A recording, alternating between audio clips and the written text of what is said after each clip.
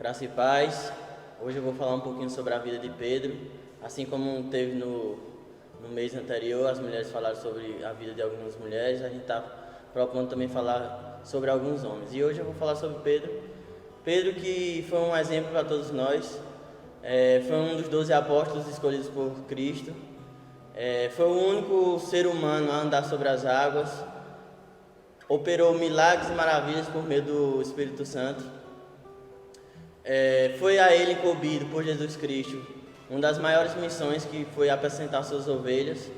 Então é um exemplo para as nossas vidas, mas nem sempre Pedro ele foi esse exemplo.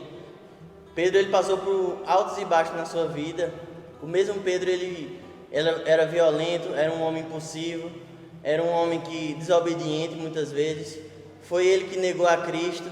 Então, um dos maiores exemplos que Pedro nos deixou foi que a gente tem que avaliar nossas vidas diariamente e ver onde é que a gente está errando e não se apegar aos nossos erros. Muitas vezes a gente, como homens, a gente tem essa dificuldade de admitir nossos erros e de melhorar. Então, que a gente possa pegar esse exemplo de Pedro, avaliar nas nossas vidas o que é que precisa ser transformado pelo Espírito Santo, ter essa humildade de chegar diante de Cristo e pedir perdão, para que a gente possa ser exemplo na nossa casa, exemplo na nossa família, exemplo na nossa igreja e por onde a gente andar.